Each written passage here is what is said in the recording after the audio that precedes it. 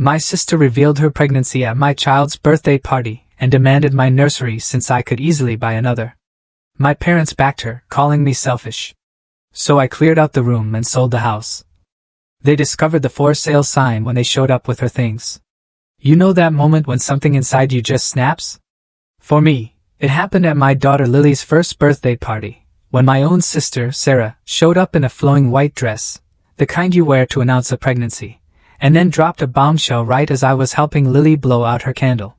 What followed was a betrayal so profound, it pushed me to do something I never thought I was capable of. For 32 years, my name is Ruby, and I'd been the responsible one.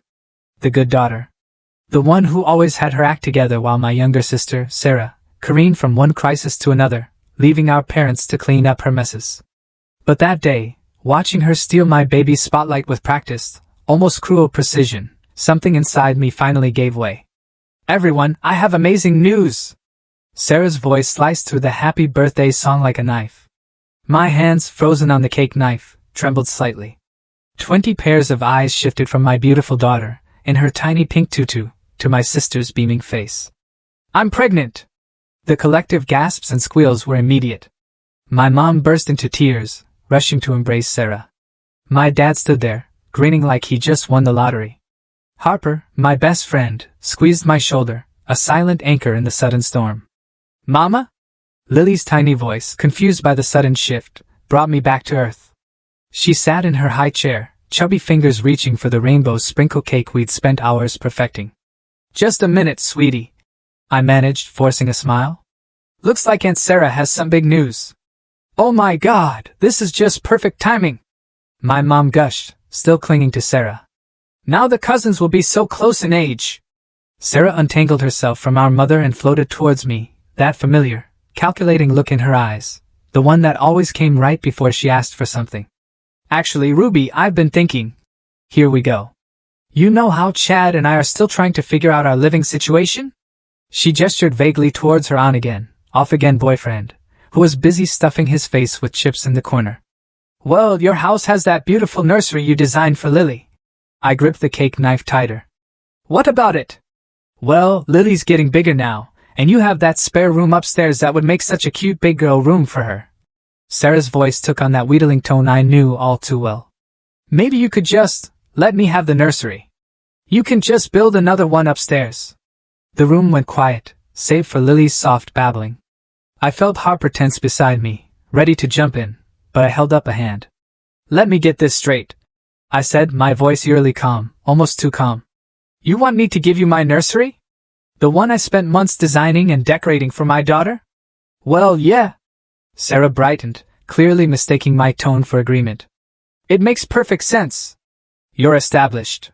You're doing so well with your job, and I really need the help right now. Chad's between opportunities, and you mean he's unemployed again? Harper muttered under her breath. Ruby, my mother cut in, her tone laced with urgency. Your sister needs family support right now. You know how hard pregnancy can be, especially when you're... She paused, glancing at Chad. Dealing with various challenges. My father nodded sagely. It would really help your sister out, Ruby, and you've always been so good at handling things. I looked around the room. My parents' expectant faces. Chad's disinterested slouch. Sarah's practiced pout. Then I looked at my daughter, still waiting patiently for her cake, trusting that Mama would make everything right. Something deep inside me shifted. Years of being the responsible one, the reliable one, the one who always gave in, it all crystallized into a diamond-hard resolve. I smiled. A cold smile that didn't reach my eyes. Of course, Sarah. You can bring your things next weekend. Sarah squealed and hugged me, while our parents beamed with approval. Only Harper looked concerned, knowing me well enough to recognize the danger lurking in my tone. No, I said, turning back to Lily. Let's cut this cake, shall we? As everyone gathered around to sing again, I caught Harper's questioning look. I gave her a slight nod, one that said, watch me. Just watch what happens next. Because what my dear family didn't know was that I'd finally learned something important. Sometimes being the responsible one means taking responsibility for your own happiness. And sometimes that means burning it all down. I helped Lily blow out her candle, already planning how to light a much bigger fire. You're not seriously considering giving her the nursery, are you? Harper set down her coffee mug with enough force to make the cafe table rattle. 3 days had passed since the birthday party disaster, and my best friend's patience was wearing thinner than mine. Of course not, I replied, stirring my latte absently. But you should have seen the text I got this morning. Sarah's already picking out paint colors. Harper pulled out her phone. Show me. I handed over mine, watching her scroll through the endless stream of messages from my sister. Pictures of cribs, wallpaper samples, nursery themes flooded the screen, interspersed with comments like, "This is exactly what I want, and we should start moving things out this weekend." Jesus, Harper muttered. She really thinks she's getting your house, doesn't she? A memory flashed through my mind. Sarah, 16, taking my prom dress without asking because she needed it more for her junior formal. Me standing in my closet, finding the dress returned with wine stains and a torn hem. Remember when she worked for me? I asked, watching a young mother at the next table try to wrangle her toddler. 3 months at my company, and she nearly cost us our biggest client because she couldn't be bothered to show up on time. And your parents said you were being too hard on her. Harper finished. Because she was going through a rough patch with what's his name? Dylan, I supplied.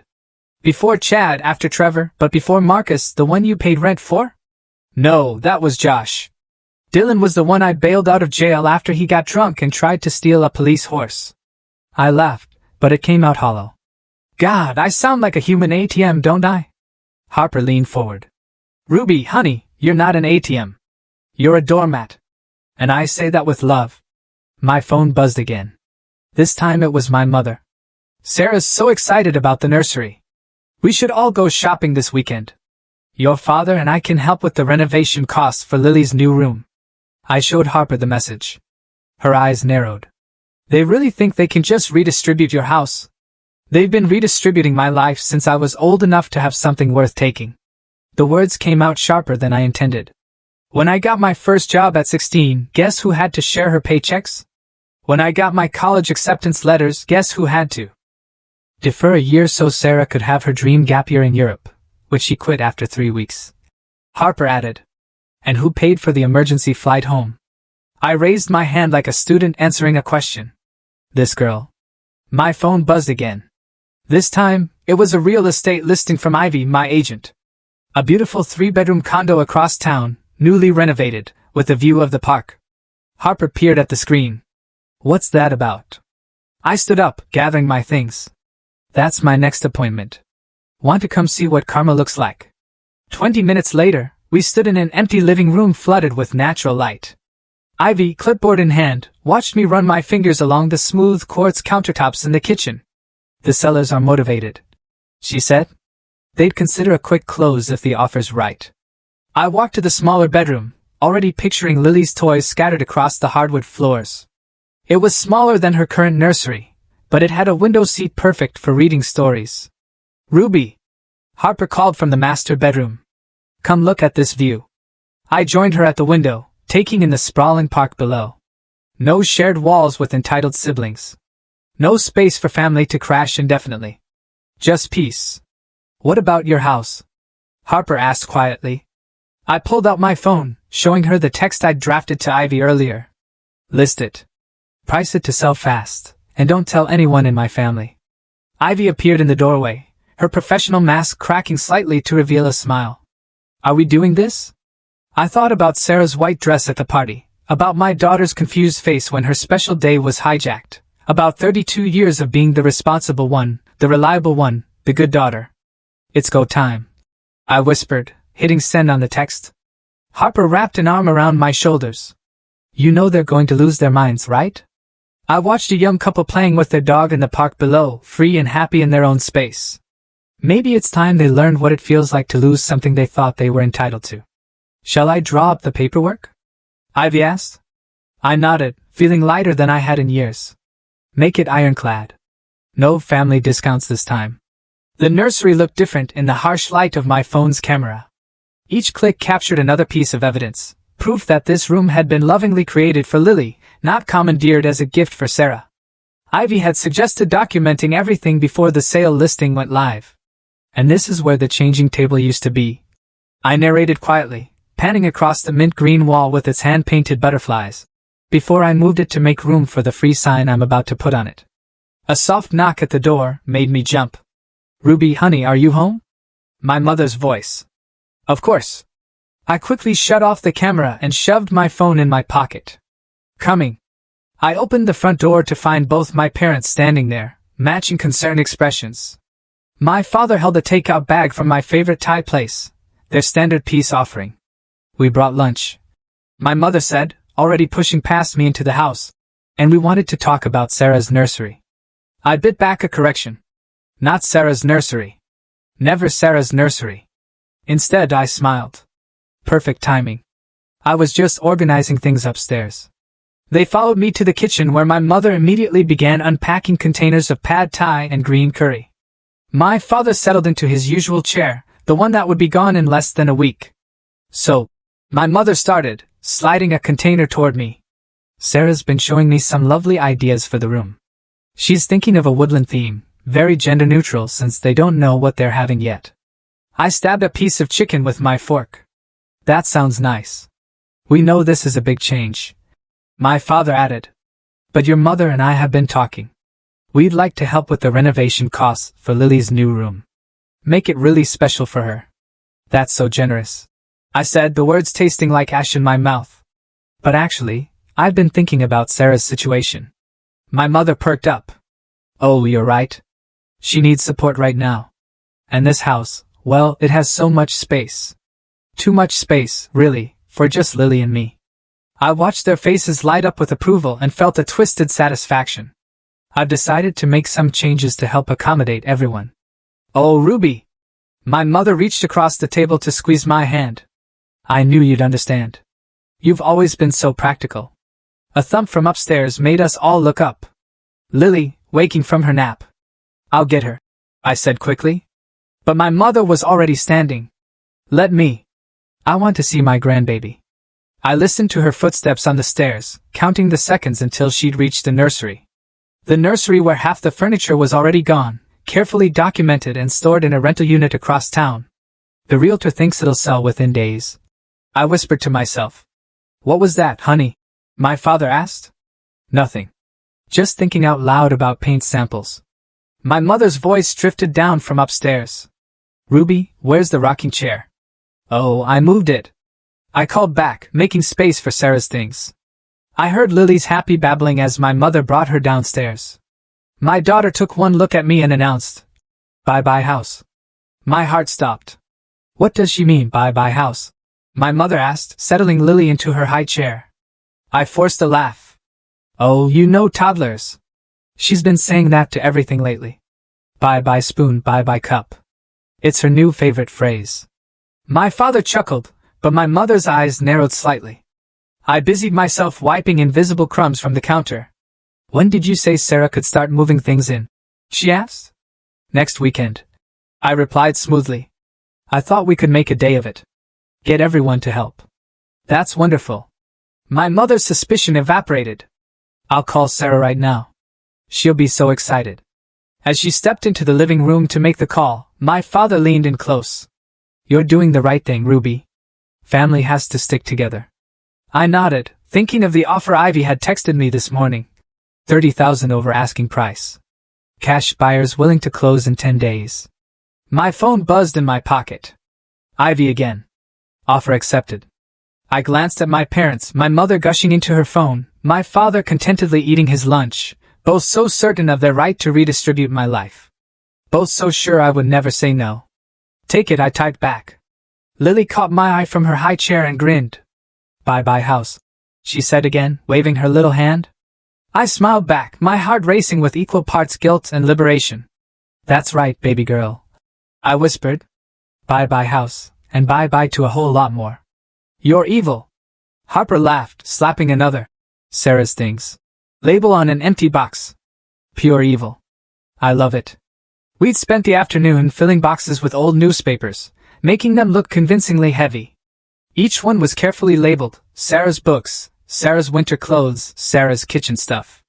The moving company would be here tomorrow to take my actual belongings to the new condo. But these decoy boxes would stay. completing the illusion that I was making space for my sister. The best part, I said, taping up another box. Sarah texted asking if she could store some things here early. I told her there was plenty of room. Does she have any actual things to store? Harper snorted. Nope. But she'll show up with Chad's gaming console and 3 trash bags of laundry, just like last time. How many times has she temporarily moved in with you? 4. I checked my phone. No. 5. I forgot about the time she got kicked out of that yoga instructor's apartment. The one she was dating while still living with Marcus? That's the one. Lily toddled past us, dragging her favorite stuffed elephant. Bye-bye house, she called out cheerfully. Harper and I froze. Ruby! My mother's voice came from the front door. Ruby, are you home? Quick! I hissed, shoving the empty boxes behind the couch. Act natural! My mother appeared in the doorway just as Harper sprawled dramatically across the floor, pretending to play with Lily. Oh, look who's here!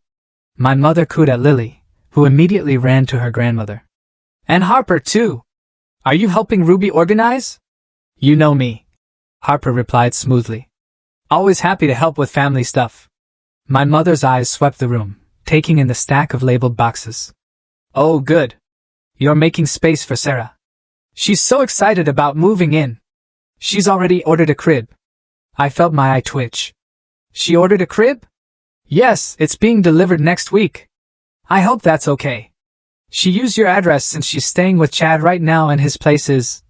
She wrinkled her nose. Not exactly delivery friendly. Perfect, I said through gritted teeth. Just perfect.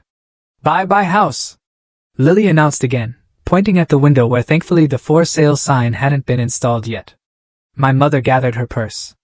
I should go. Your father's making dinner tonight. But Sarah might stop by later to measure the windows for curtains.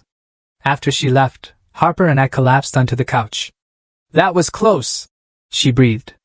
But Ruby, you have to do something about Lily's new catchphrase before she blows your cover. I know. I know. I picked up my daughter, who immediately started playing with my hair. But she's not wrong. We are saying bye-bye to the house and to the family's endless expectations. My phone buzzed. A text from Ivy. Sign installation tomorrow morning. 8 a.m. sharp. You ready for this? Ready for this? Harper asked softly. Once that sign goes up, there's no going back. I looked around at the staged boxes, the paint samples, the space that had never really been mine because my family had always felt entitled to it. Then I looked at my daughter, innocent and happy, unaware that her mother was about to burn every bridge we'd ever crossed. You know what the worst part is? I said, bouncing Lily on my knee. They're so convinced I'll never say no that they're not even bothering to ask permission anymore. They're just taking. Not for much longer, Harper reminded me.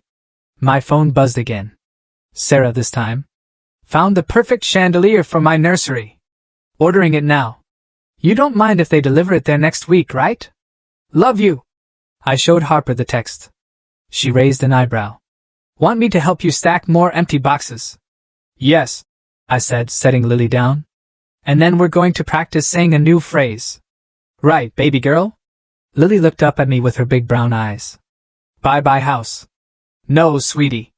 This time we're saying, bye-bye, Sarah. I watched through my living room window as Sarah's rented U-Haul truck pulled into my driveway. Right on schedule.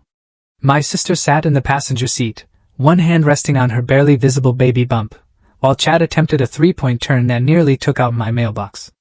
My parents' car pulled in right behind them. Ready? Harper whispered from beside me. She'd insisted on being here for moral support, though I suspected it was more for the entertainment value. Almost. I checked my phone. The movers had finished clearing out my actual belongings hours ago. The new condo was ready. Lily was safely at daycare. Everything was in place, just waiting for the perfect moment. Outside, Sarah hopped down from the truck, her face lighting up at the sight of the nursery furniture I'd carefully arranged on the curb with a large, free sign. My mother was already heading for the front door, key ring in hand, the key I'd conveniently forgotten to ask her to return months ago. The doorbell rang. Places, I muttered to Harper, who retreated to the kitchen with her phone ready to record. I opened the door to find my entire family on the porch, beaming like they'd just won a prize. We're here, Sarah announced, pushing past me into the house. Chad, grab those boxes by the door. They're labeled for the nursery. Mom, did you bring the paint samples? And Ruby, we need to talk about that chandelier delivery. She stopped dead in her tracks. The entrance hall was completely empty. No boxes, no furniture, no pictures on the walls. Ruby. My mother's voice wavered. What's going on? I smiled sweetly. Oh, did I forget to mention? The house has been sold. The silence that followed was deafening. What? Sarah's voice came out as a squeak. The house is sold? I pointed to the massive for sale sign in the front yard, now sporting a bright red sold sticker across it. Closing is next week. But, Sarah's face went from confusion to rage in record time. You can't sell the house. What about the nursery? What about my baby? Your baby? I laughed. You mean the baby you're having with your unemployed boyfriend, for whom you expected me to give up my daughter's nursery? That baby? Ruby! My father stepped forward, using his reasonable voice. Let's talk about this. You can't just make decisions like this without consulting the family. Actually, I can. It's my house, my name on the deed, my mortgage payments, my decision. Sarah burst into tears, the dramatic, wailing kind she'd perfected since childhood. How could you do this to me? I'm pregnant. Where am I supposed to go? Not my problem. But feel free to take the nursery set. I gestured to the furniture on the curb. Consider it my baby shower gift. My mother grabbed my arm. Ruby, stop this nonsense right now. You're being cruel. Cruel? I pulled away from her grip. Cruel is hijacking my daughter's first birthday party to announce a pregnancy. Cruel is assuming you can just take over my home because Sarah needs another handout. Cruel is never, ever asking what I want or need because you're all too busy taking. But we're family. Sarah sobbed. No, I said quietly. We're not. We're just people who share DNA and a long history of me giving while you take. Chad, who had been silent until now, finally spoke up. So, like, we drove this U-Haul out here for nothing? Not nothing. Harper called from the kitchen doorway, phone still recording. There's some lovely free furniture on the curb. Better hurry though. I posted it on Facebook Marketplace an hour ago. As if on cue, a car pulled up to the curb and a young couple started loading the changing table into their SUV. This isn't over. Sarah hissed, mascara running down her face. You'll regret this. I doubt it. I opened the front door wider. Now, if you'll excuse me, I need to finish packing. The new owners want to do a final walkthrough tomorrow. Ruby, please. My mother tried one last time. We can work this out. I thought about all the times I'd given in to that plea. All the times I'd sacrificed my own needs to work things out. For Sarah. Not anymore. The house was mine. I said calmly. I sold it. Have a nice move. I closed the door on their shocked faces, listening to Sarah's wails turn to angry screams outside. Through the window, I watched as another car pulled up for the free furniture while my family stood frozen in disbelief. Harper stopped recording and gave me a high five. That was beautiful. It's not over, I said, hearing Sarah kick the U-Haul's tire in frustration. They'll be back. Let them come. Harper grinned. We've got it all on video. Outside, the sold sign gleamed in the afternoon sun, a beacon of my liberation. And somewhere across town, in a peaceful condo overlooking a park, my daughter's new room was waiting. Free of family drama, free of manipulation, and most importantly, free of Sarah. My phone hadn't stopped buzzing for 3 days. I scrolled through the messages while Lily napped in her new room, the afternoon sun streaming through the park-view windows. You've reached a new low. Read my aunt's text. Your poor sister is devastated. How could you do this to your family? Demanded my cousin. Your father is heartbroken. My mother wrote. He had to take a day off work. The voicemails were worse. Ruby, it's mom again. Sarah's been throwing up from stress. If anything happens to this baby, it's on you. Call me back. Hey sis, it's me. My lawyer says what you did could be considered emotional distress. Just letting you know. Harper sat across from me at my new kitchen island, reading the messages over my shoulder. Your sister has a lawyer now? She dated one for 2 weeks last year. He gave her his card when she keyed his car. Of course he did. Harper grabbed my phone. That's it. We're blocking them all. Wait. I reached for the phone, but Harper held it away. No waiting. Look at you. You haven't slept properly since the move. You jump every time your phone buzzes. This isn't healthy. She was right. I'd spent 3 nights lying awake, replaying the looks on their faces when they saw the sold sign. The way Sarah's voice cracked when she realized I wasn't joking. My father's disappointed headshake. I swallowed hard. Part of me still wants them to understand, to finally see things from my perspective. They won't, Harper said gently. They've had 32 years to see your perspective. They're not going to start now. My phone buzzed again. This time it was Sarah posting on Facebook. Some people think money and success give them the right to destroy families. Karma will come for those who hurt pregnant women. Hashtag toxic, hashtag betrayed, hashtag family trauma. The comments flooded in immediately. Stay strong, girl. Some sisters are just jealous of new babies.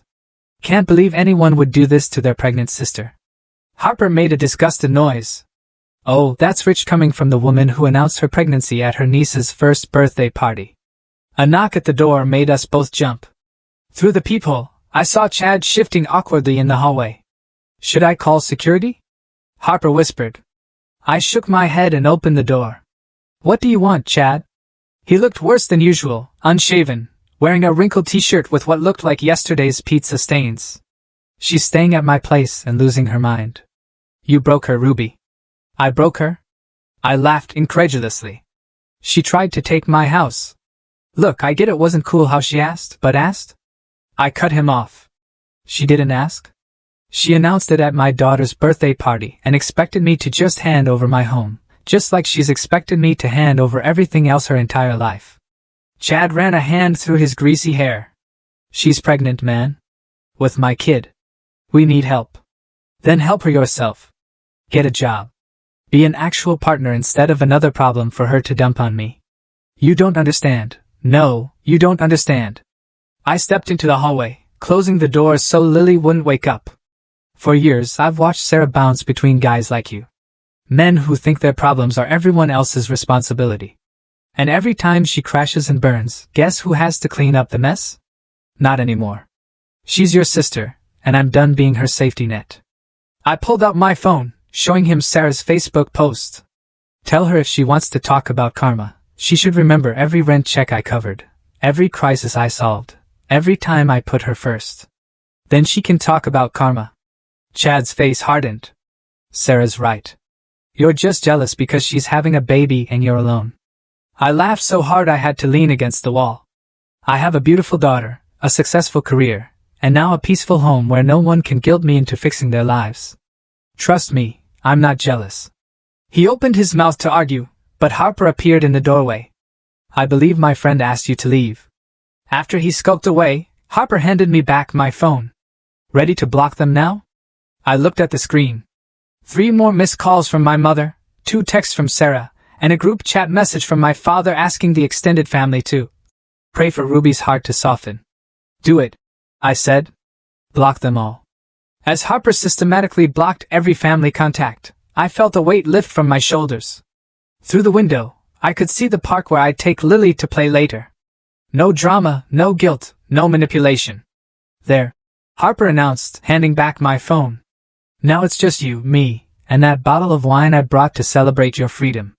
From the bedroom, I heard Lily stirring from her nap. Make that you, me, Lily, and wine. Perfect combination. Harper smiled. The only family you need. I can't believe I let you talk me into this. I muttered to Harper, as we sat in the neutral territory of her apartment, waiting for Sarah to arrive. 2 weeks had passed since the moving day showdown, and my sister had finally agreed to meet, but only with Harper mediating. She needs to hear it, Harper said, arranging coffee cups on the table. And you need to say it. All of it. The doorbell rang exactly on time. A first for Sarah, who'd never been punctual in her life. When Harper opened the door, my sister walked in looking like she'd dressed for a funeral. Black maternity dress, dark circles under her eyes, one hand protectively over her barely showing stomach. Ruby. Her voice was cold. Sarah. Mine was colder. Harper gestured to the couch. Let's all sit down. Coffee, tea? I can't have caffeine. Sarah sniffed. Because of the baby. Not that some people care about that. Water it is, Harper said cheerfully, though I caught her eye roll. We sat in awkward silence until Harper cleared her throat. Sarah, you wanted to talk, so talk. Sarah's lower lip trembled. I just want to understand how you could be so evil. Taking away my baby's future home. Your baby's future home? I interrupted. You mean my house? The one I bought? The one I've been paying for? We're family. Sarah's voice rose. Family helps each other. Like you helped me when Lily was born. Oh, wait. You didn't. I leaned forward. You were too busy backpacking through Thailand with what's his name? That's not fair. I was finding myself. While I was changing diapers and working. 60-hour weeks alone. Sarah's face crumpled. I'm trying to do better now. I want to be a good mom like you. I thought you'd help me. By giving you my house, by sharing, by being a sister. Tears spilled down her cheeks. But you're just selfish and bitter and selfish. I stood up so fast my coffee cup rattled. Let's talk about selfish, Sarah. Let's talk about the time you maxed out my credit card buying festival tickets. Or when you borrowed my car and got 3 parking tickets you never paid. Or how about when you got fired from the job I got you because you were too hungover to show up. I was going through things. You're always going through things, and I'm always expected to fix them. I was shouting now, years of suppressed rage finally breaking free. Do you know what it's like to be the responsible one? To watch your sister wreck everything she touches while everyone expects you to clean up the mess? When was the last time you asked about my life, about Lily? When was the last time you showed up for anyone but yourself? Sarah stood too, mascara running down her face. You think you're so perfect, Miss Independent with her perfect job and perfect house and perfect life? Well, guess what? Some of us struggle. Some of us need help. Help is one thing. Entitlement is another. I took a deep breath. I finally realized something, Sarah. None of you ever loved me unconditionally. You only loved what I could give. The room went silent, except for Sarah's ragged breathing. That's not true. She whispered. No? Then name one time, just one, when you put my needs before yours. Sarah opened her mouth, then closed it. Her hand drifted to her stomach again. A gesture that once would have made me cave, would have sent me rushing to fix everything. Not anymore. I have something now that I own completely. I said quietly. Peace. And I won't let you take that too. So that's it. So that's it. Sarah's voice cracked. You're just done with me? With all of us? I'm done being the family ATM. I'm done being the responsible one who has to sacrifice everything. I'm done watching you take and take and take. Harper, who'd been silent throughout our exchange, finally spoke. Sarah, I think it's time for you to go. My sister gathered her purse with shaking hands. At the door, she turned back. You'll regret this. When my baby's born and you're not in their life, no. I cut her off. You'll regret this. When your baby's born and you finally understand what it means to be responsible for someone else's happiness. When you realize that burning bridges has consequences. She stared at me for a long moment, then left without another word. Through the window, I watched her walk to her car alone, probably for the first time in her life. Harper touched my shoulder. You okay? I wiped away tears I hadn't realized were falling. No. But I will be. Want to go get Lily from daycare and take her to the park? I nodded, thinking of my daughter's innocent smile, her unconditional love. Yeah, let's go home. Because that's what I had now. Not just a house, but a real home. One built on my terms, free from the weight of toxic family obligations. Hi, Mama. Lily squealed as I pushed her on the park swing. The autumn breeze carried the sound of her laughter across the playground, mixing with the rustle of falling leaves. My phone buzzed in my pocket, probably another blocked message from my family. They'd taken to creating new accounts just to tell me how cruel I was. I'd gotten good at blocking those, too. Ruby. A familiar voice made me turn. Sarah stood at the edge of the playground, her pregnancy now clearly visible under a loose sweater. She looked different, tired, but somehow more real than I'd ever seen her. I slowed Lily's swing. What are you doing here? I live nearby now, actually. She gestured to a small apartment building across from the park. Chad and I broke up. I got a job at the coffee shop downstairs. That explained why she looked different. She was wearing a barista's apron instead of her usual designer clothes. You're working? I couldn't keep the surprise from my voice. Yeah. She smiled weakly. Turns out when you can't rely on someone else to fix everything, you have to fix it yourself. Lily pointed at Sarah's belly. Baby. That's right, sweetie, Sarah said softly. Your cousin's in there. I helped Lily out of the swing. Why are you here, Sarah? I had my first ultrasound yesterday. She pulled a grainy black and white photo from her apron pocket. It's a girl. And it made me think about Mom, about how she always played us against each other, about how I let her do it because it was easier than growing up. I sat on the empty swing, pushing myself slightly with one foot while Lily played in the sand nearby. Did Mom send you? No, she doesn't know I'm here. She's still. Sarah sighed. She's still Mom, but I'm trying not to be, well. Me? What does that mean? It means I'm sorry. The words came out in a rush. Not just for the house thing, for everything. For being the hurricane that blew through your life, expecting you to rebuild everything I destroyed. I studied her face, looking for the manipulation I'd grown so used to seeing. Instead, I found something new, accountability. The thing is, she continued, when Chad left and Mom started talking about me moving back home, I realized I was about to do to my daughter what Mom did to us, make her part of this cycle of dependency, of never growing up. So, you got a job instead in an apartment. It's tiny, and the elevator doesn't work, and I have to make coffee for rude people at 6 a.m. But, she straightened her apron. It's mine. I did it myself. Lily ran over with a handful of sand, proudly showing it to both of us before letting it slip through her fingers.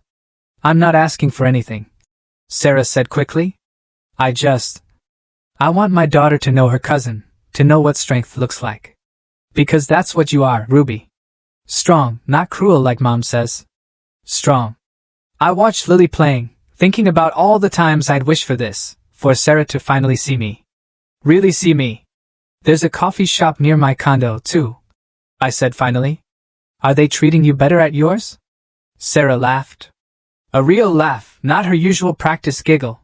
The tips are decent, and my manager says I'm getting better at not burning the lattes. Lily and I usually get hot chocolate there on Sunday mornings around 9 o'clock. She caught her breath. Yeah. And sometimes we feed the ducks after when we're not too busy. I'd like that. She wiped her eyes. God, these pregnancy hormones are killer. Tell me about it. I cried at a paper towel commercial when I was pregnant with Lily. We shared a smile. Small, tentative, but real. I should get back to work, Sarah said, adjusting her apron. But Sunday. I nodded. Sunday. As she walked away, Lily waved. Bye-bye, baby. You know what, sweetie? I scooped her up, breathing in her baby shampoo smell. I think we just said hello instead. That evening, as I tucked Lily into bed in our cozy condo, I thought about karma. Everyone had expected it to look like revenge, like my family getting what they deserved. Instead, it looked like Sarah in an apron, learning to stand on her own. Like me, learning to set boundaries without burning every bridge. Sometimes karma isn't about monsters getting punished. Sometimes it's about people finally facing themselves in the mirror. I kissed Lily's forehead and whispered, "Sweet dreams, baby girl." Because that's what I'd really bought when I sold that house. Not just peace, but the chance for a new story. One where strength didn't mean carrying everyone else's burdens, and family didn't mean sacrificing yourself. One where bye-bye house meant hello to something better. Have you ever had a moment where you finally stood up for yourself against family expectations, and it changed everything? I'd love to hear your stories and what you think about mine in the comments below.